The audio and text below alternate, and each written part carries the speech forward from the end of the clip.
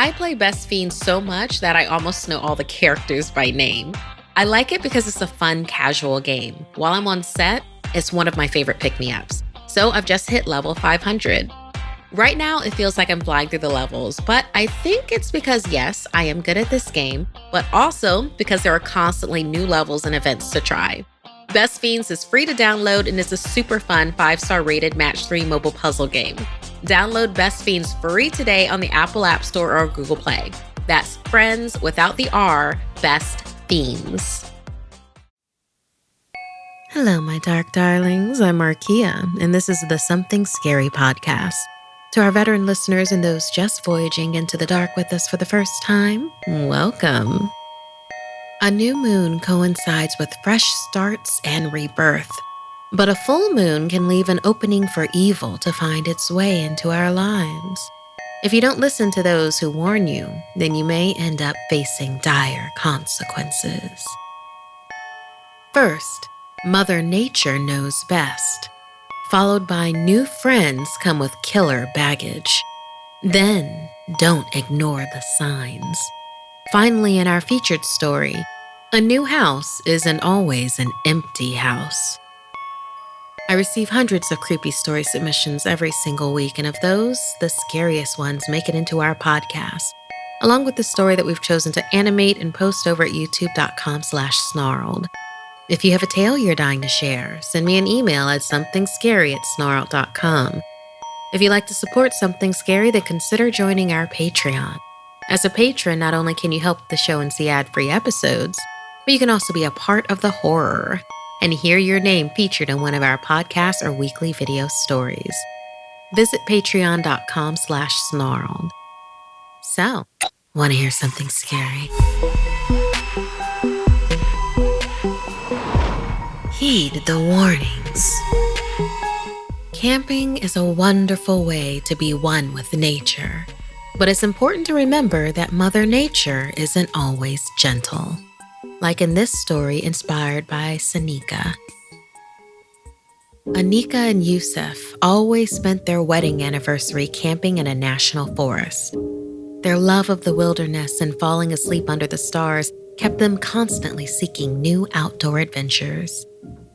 On their 6th wedding anniversary, Yusuf surprised Anika with a week-long trip to Zombie River in the Himalayan forest. He specifically planned this trip because every full moon when the light hits the trees near the river, they illuminate and look like dancing bodies. Yusuf and Anika were excited to hike, swim, and commune with nature. On their first night, the couple cooked dinner over the campfire, danced under the stars, and slept in a canopy right above the forest floor.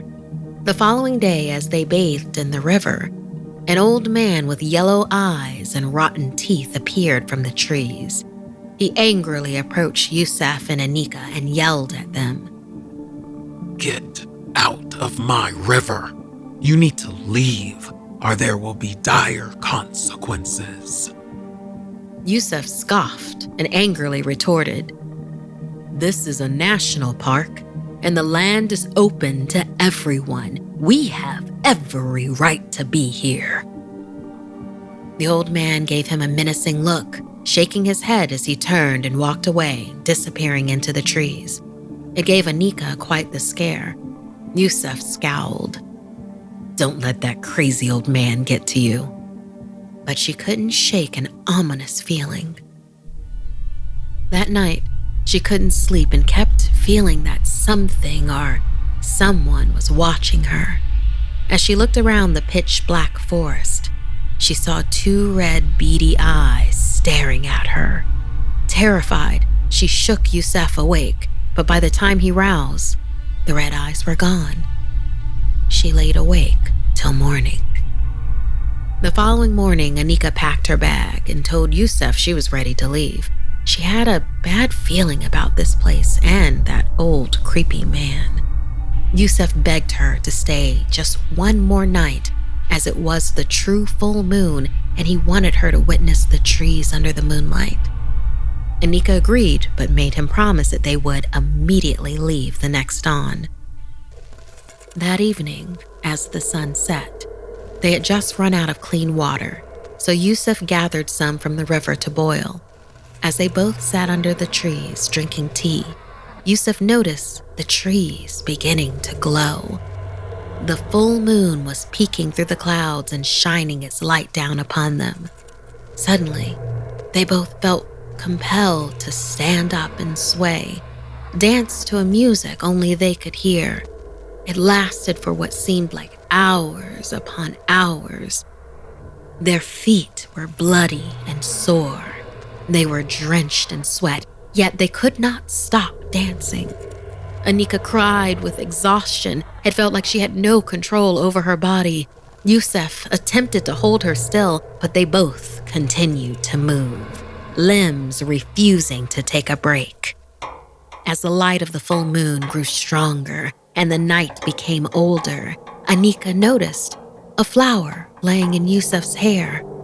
When she tried to remove it, she realized it was blooming from his head. She saw then mushroom spores sprouting from under his skin. Before she could scream, Yusuf twisted in an unnatural way, his bones breaking and his skin ripping apart as he slowly merged with the forest around him. Tears ran down her eyes as she watched her lover turn into a tree, swaying in the moonlight. Suddenly, the voice of the old man from earlier cut through her thoughts. He explained that all of the surrounding trees by this river were once people. Zombie River was really a zombie river, turning anyone who drinks this water into an unwilling vessel, merging them with nature. He had warned them to leave, but they didn't listen, and now it was too late. Anika begged him to help, but there was nothing he could do. He motioned for her to stand closer to the tree that was once Yusuf.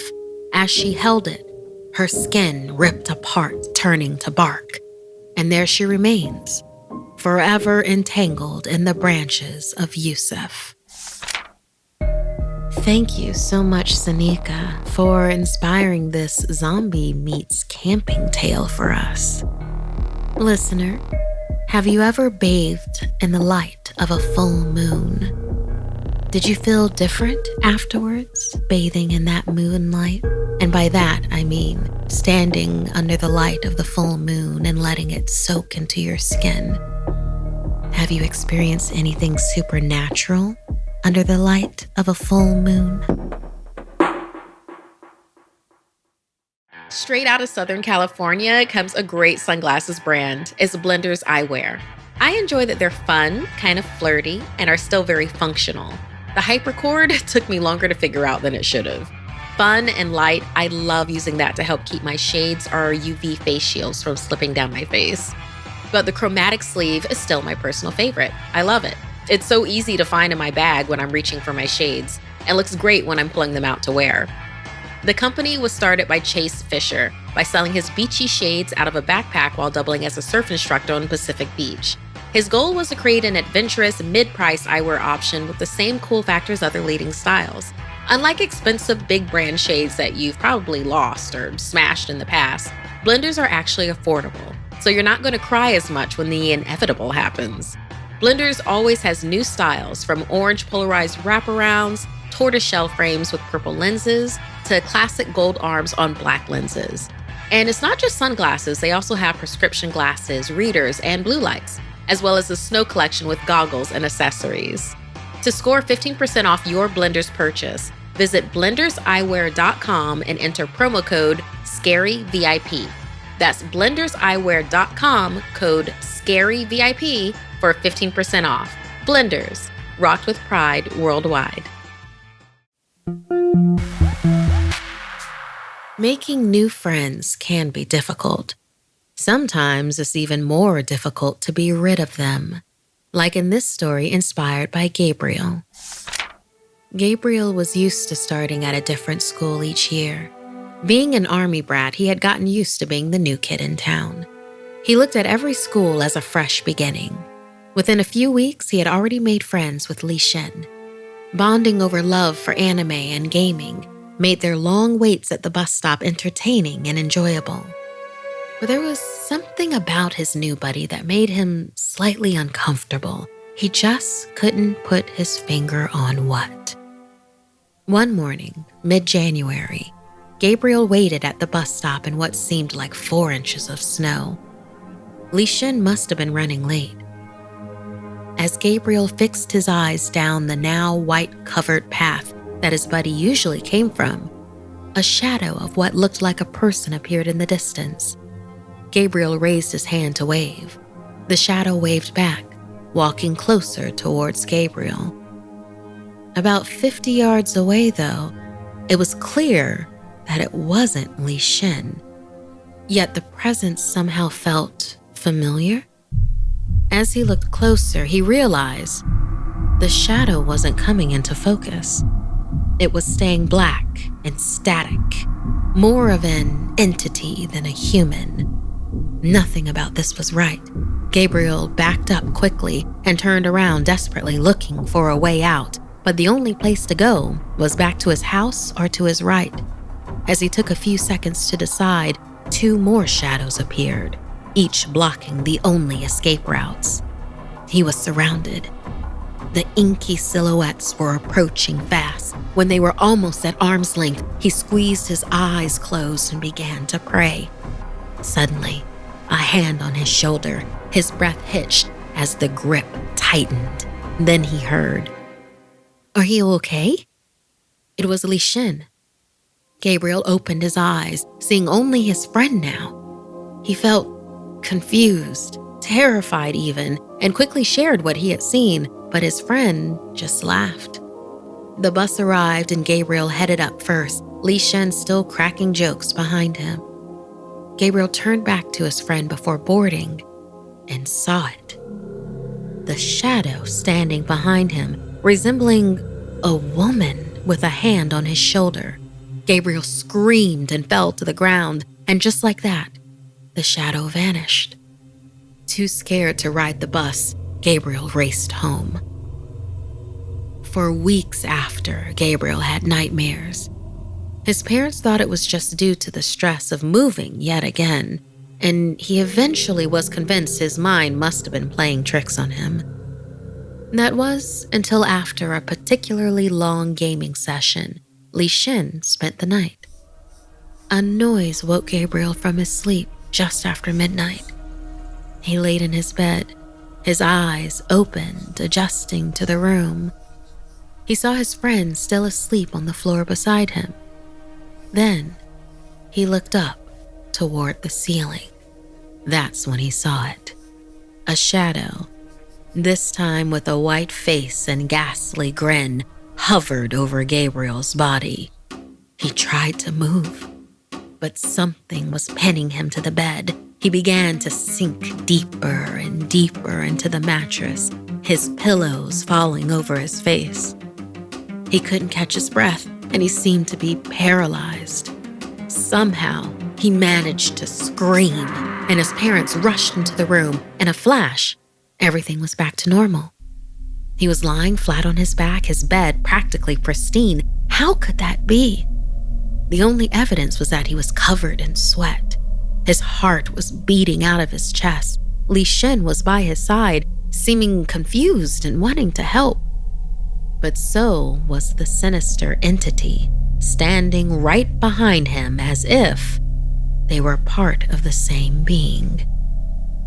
Staring at the evil face, the smile splitting the skin, it was stretched so tight, Gabriel realized it was attached to Li Shin. And while he enjoyed his company, he could never cope with being buddies with someone who had the devil always looking over his shoulder. He asked his dad to take his friend home, claiming he was unwell and didn't want him to catch it.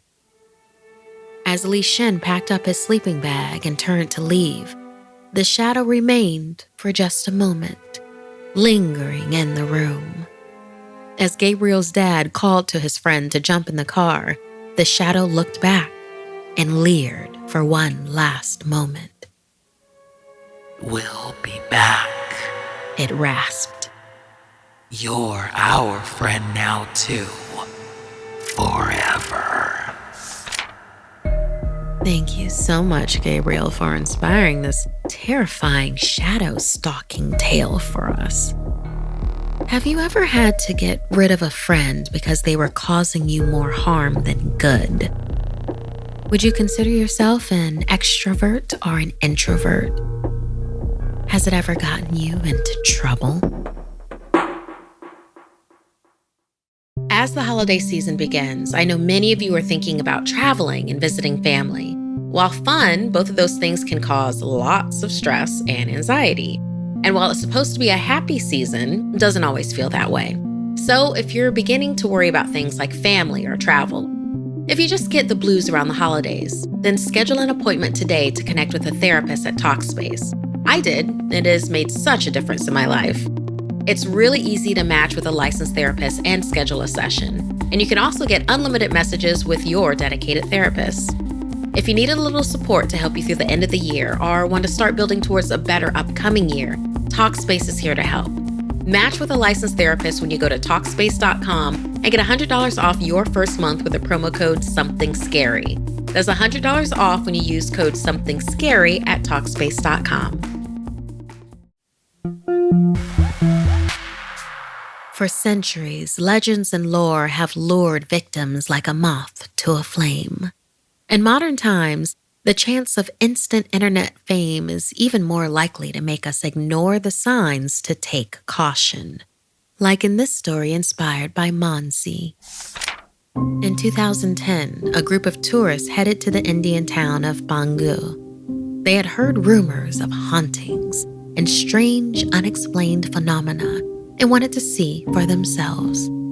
They, of course, knew the legend of Princess Ratnavati and a dark sorcerer named Singjia. It was alleged he had fallen in love with the princess and tried to woo her with a spell. She rebutted him, spilling a vile potion he had given her over a large boulder, which then rolled over the sorcerer, killing him. But not before he had placed a curse upon the princess and the entire town. Soon after, every single inhabitant was brutally massacred, including Princess Rani Ratnavati. The town never recovered after the tragedy and was abandoned. The tourists were film students and hoping to catch something on camera, create the next Blair Witch or VHS. Even if they didn't see any ghosts, and none of them believed anyway. They were hoping to catch enough pseudo-spooky footage to make for a quality mockumentary. Internet fame was a sure thing. The long-abandoned fort where the royal family had once presided over was the perfect setting. It had been left to rack and ruin, crumbling apart now only home to the few tigers that roamed in the dark. Upon arrival at the dilapidated building, Arna pulled out one of the cameras and began shooting. Hemant and Tanvik grabbed a mic and the second camera, getting some dialogue whilst Arna concentrated on capturing the atmosphere.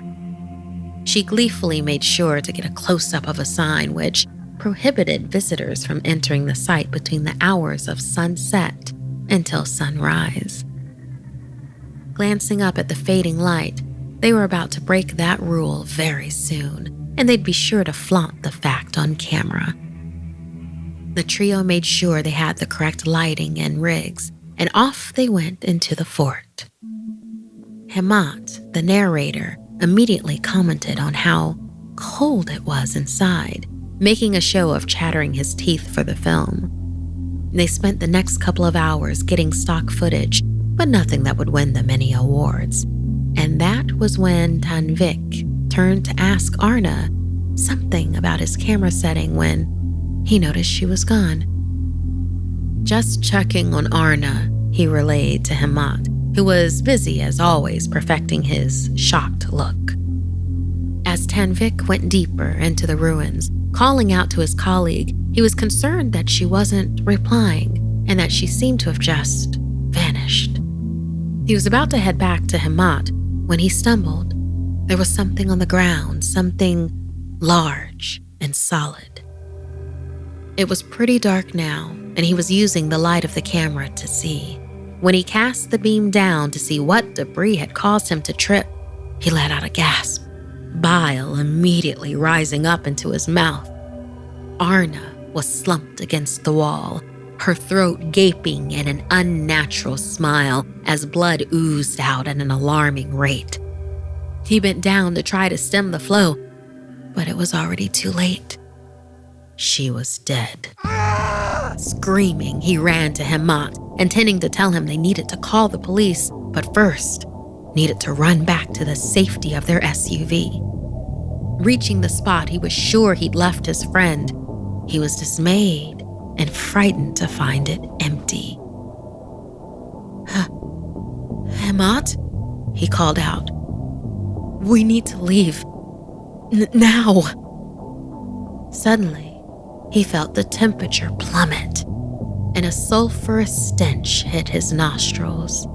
Too late, he spun around and saw the person, the creature that had caused the carnage. The spirit of the sorcerer Singji manifested before him, and he sank to his knees in fear. Please, spare me, he pleaded, but it was no use. The entity swiped at his throat, and he joined his friends in death throes as blood gurgled, spewing from his wound like a fountain. As he sank to the ground, he noticed Hemant, the mic ghoulishly protruding from his twin gash in his neck. Just like that, the trio were dead. The spirit of Singjia looked at the bodies. He had cursed this land, and he intended to keep his dark promise. Everyone who stepped foot in the fort after sunset would be massacred. If only the students had heeded the sign, heeded the warning. Instead, they chose the lure of fame and paid the ultimate price with their lives. Thank you so much, Maansi, for inspiring the twist to this Rani Ratnavati tale. Do you believe in legends and lore, especially those that act as a warning? Would you ignore the signs and head into a place of danger just on the off chance of internet fame? I play Best Fiends so much that I almost know all the characters by name. Napoleon the Cockroach is a fun and powerful character to use. Is having an obsession good for you? If you've listened to the show for a while, then you know all about my obsession with Best Fiends. I like it because it's a fun, casual game. While I'm on set, it's one of my favorite pick-me-ups. So I've just hit level 500. Right now, it feels like I'm flying through the levels, but I think it's because, yes, I am good at this game, but also because there are constantly new levels and events to try. The Fiends are your sweet little bug crew. The Slugs are the baddies. You know what I mean. In addition to Napoleon, I recommend using Whisper the Wasp. And you know how I feel about her. Lovely, but lethal. Best Fiends is free to download and is a super fun 5-star rated match 3 mobile puzzle game. Download Best Fiends free today on the Apple App Store or Google Play. That's friends without the R, Best Fiends. Buying a home can be exciting. For many, it symbolizes the start of a journey, but buyers beware, because houses come with their own histories. Tatum and her girlfriend Carmen had recently moved into a beautiful one-story farmhouse located in the Rocky Mountains of Colorado. As soon as they found the property, they knew it was the perfect place to live. There was just one thing. The house had been the site of a horrific mass murder 20 years before. The lawyers had given them the basics. A cult leader had poisoned a bunch of followers who believed they would find paradise by committing suicide. Due to that history, the ladies got the house for a steal. Plus, they didn't believe in spirits or negative vibes. A house was just a house, right? The first incident occurred after Tatum had gotten out of the shower. She looked at the mirror on the medicine cabinet. I see you, was written in the steam. She chuckled uneasily, thinking it was a weird message from her girlfriend. But when she mentioned it to Carmen, she looked confused. That wasn't me. That's creepy, she said. Tatum led her into the bathroom to show her, but the message in the steamy room was gone. Carmen insisted she hadn't even been in there. There were a few other occurrences: phones dropping service, messages on the kitchen whiteboard that were erased when they'd returned to look. One morning, Carmen couldn't find her purse anywhere. Tatum suddenly noticed the bright yellow bag up high on a window ledge. Neither of them could reach it without help. It escalated from there. One afternoon, Tatum was gardening while Carmen made lunch. Suddenly, Tatum sniffed the air, smelling smoke. Then she saw flames licking at the grass. Rushing over to douse out the fire, she could make out something burned into the grass. Paradise awaits. That was enough to convince her something strange was going on. Tatum was frightened, but Carmen was more annoyed. This was their house. Nothing was going to make her leave. The internet seemed the most logical place to search for someone that could help. And before long, an older woman called Mina was at the door, armed with a bag of mystical knickknacks. Leaving her to it, the ladies retreated to the kitchen. After an hour or so, they came out to see how the cleansing was going. Mina was nowhere to be found. They walked all through the house, calling to her. Maybe she went outside, suggested Carmen. So they headed out via the back porch, and there they saw the older woman. She was kneeling on the burnt grass and seemed to be fighting against something they couldn't see. Then suddenly, a shape began to manifest in front of their eyes, a form like a person, but shadowy and dark. The robed, shadowy figure had one hand around Mina's throat and seemed to be holding a chalice in the other. At once, they could see it was trying to pour something into the woman's mouth. Carmen ran over, and as she did, the being exploded into a black smoke, leaving the old woman gasping for breath. Inhaling it, Carmen felt nauseous, a gripping pain in her stomach. Tatum barely managed to get both women back into the house when Mina immediately gathered up her belongings. Just before she rushed out of the house, she said, "Ladies, this house is cursed. A twisted, evil spirit is entrenched in its foundation. It will not leave unless you have a full exorcism performed. Blessed be, children."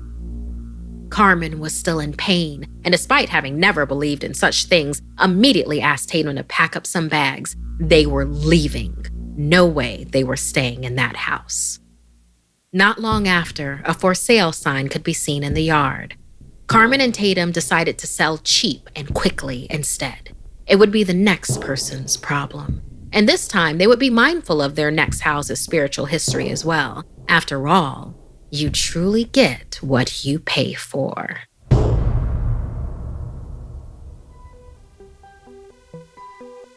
This week's podcast stories were edited by Markia McCarty, Janine Pipe, and Sarah Lukasiewicz. Narration by Markia McCarty. Audio edited and mixed by Fitz Harris. Additional audio editing by Calvin Linderman. Art and graphics by Mari Carlson. Produced by Hannah Mullen and Markia McCarty. Music by Sapphire Sandalo and Calvin Linderman.